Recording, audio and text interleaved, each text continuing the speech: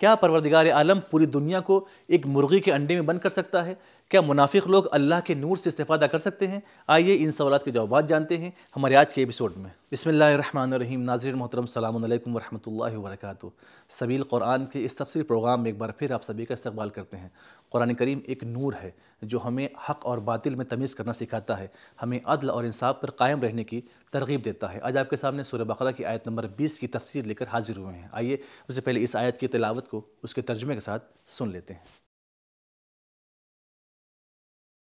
كتاب أنزلناه إليك مبارك ليدبروا آياته وليتذكر أولو الألباب بسم الله الرحمن الرحيم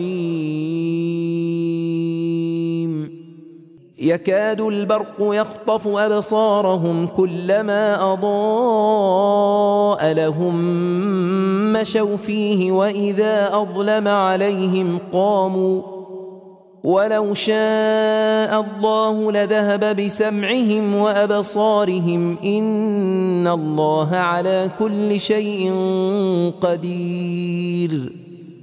قریب ہے کہ بجلی کی روشنی ان کی آنکھوں کو چوندھیا دے۔ جب بھی آسمانی بجلی اس تاریک اور بارانی صحرا میں ان کے لیے روشنی پیدا کرتی ہے تو وہ چند قدم چل پڑتے ہیں، لیکن جو ہی تاریکی پھیل جاتی ہے تو وہ حیرت زدہ ہو کر رک جاتے ہیں، اور خدا چاہے تو ان کے کان اور آنکھ کو برباد کر دے۔ یقیناً خداوند عالم ہر چیز پر قدرت رکھتا ہے۔ تو ناظرین، سورہ بقرہ کی آیت نمبر 20 کی تلاوت اور اس کا ترجمہ سننے کے بعد آئیے اس آیت کے نکات کو بھی جان لیتے ہیں۔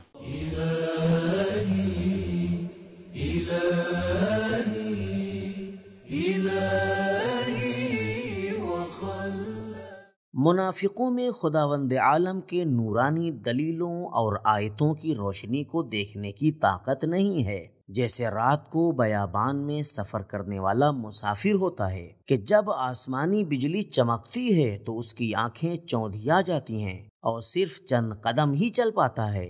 منافقین بھی اسلامی معاشرے میں کبھی کبھار چند قدم چلتے ہیں تو ایسے اتفاقات اور حوادث سے دوچار ہو جاتے ہیں کہ پھر آگے چلنے کی جرأت نہیں کرتے۔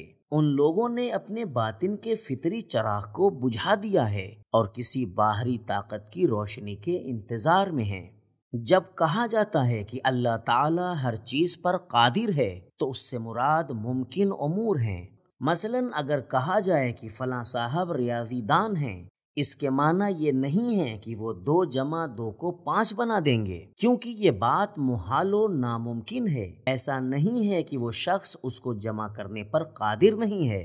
بعض نے امام علیہ السلام سے سوال کیا کہ کیا خداوند اس پوری دنیا کو مرغی کے انڈے میں بند کر سکتا ہے؟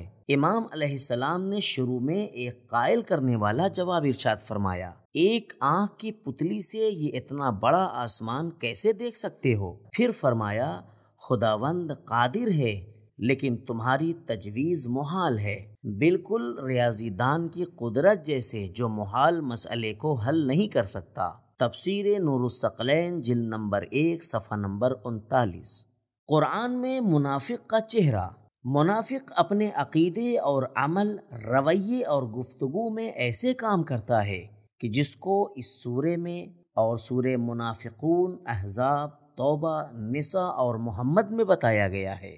اس مناسبت سے یہاں جو بات کی جا سکتی ہے وہ یہ ہے کہ منافق باطنی طور پر ایمان نہیں رکھتے، لیکن خود کو اصلاح کرنے والا اور عاقل سمجھتے ہیں، اپنے ہم خیالوں کے ساتھ جماوڑا کرتے ہیں، ان کی نماز میں تھکاوٹ اور انفاق میں بے دلی ہوتی ہے، مومنین کے عیب نکالتے رہتے ہیں اور پیغمبر اسلام صلی اللہ علیہ وآلہ وسلم کے بارے میں دشمنی رکھتے ہیں اور ظاہراً خطرناک ہیں، جہاد سے فراری ہیں اور خدا سے غافل ہیں۔ بیہودہ باتیں کرنے والے، ریاکار، افواہیں پھیلانے والے اور کفار کے ساتھ دوستی کرنا پسند کرتے ہیں۔ ان کی خوشی کا معیار کامیابی اور ان کے غصے کا معیار ان کی ناکامی ہوتا ہے۔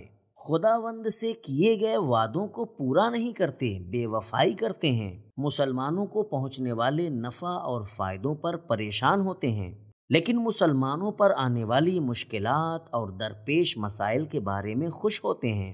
امر بالمعروف اور نہی انل منکر کرتے ہیں۔ قرآن پاک ان کے گمراہ کن فکری اور عملی رویوں پر فرماتا ہے المنافقین فی الدرک الاسفل من النار، سورہ نساء آیت نمبر 145۔ اب آئیے سورہ بقرہ کی آیت نمبر 20 کے پیغامات کو بھی جان لیتے ہیں۔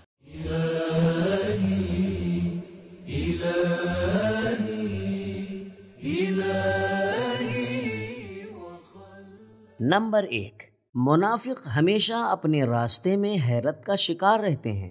نمبر 2، منافق دوسروں کی دی ہوئی روشنی میں چلتے ہیں۔ نمبر 3، منافق ایسے اعمال کے مرتکب ہوتے ہیں ممکن ہے کہ وہ کسی بھی وقت قہر خداوندی کے گرفت میں آ جائیں۔ نمبر 4، اللہ تعالیٰ کا حکم یہ ہے کہ سب لوگ آزادانہ طور پر اپنے کام سر انجام دیں، ورنہ خدا انہیں بہرا اور اندھا کر سکتا ہے۔ تو ناظرین، ہم نے جانا کہ اللہ کے قادر ہونے کا مطلب یہ ہے کہ اللہ ہر ممکن کام کو انجام دے سکتا ہے اور اللہ ناممکن کام کو انجام نہیں دیتا۔ اس میں اللہ کی کمزوری نہیں بلکہ کام میں کمزوری ہے، اور منافق اللہ کے نور سے استفادہ نہیں کر سکتے۔ تو ہمارا آج کا ایپیسوڈ ختم ہوا، ملتے ہیں اگلے ایپیسوڈ میں، تب تک کے لیے خدا حافظ۔ سبیل قرآن، قرآنی سماج کی پہچان۔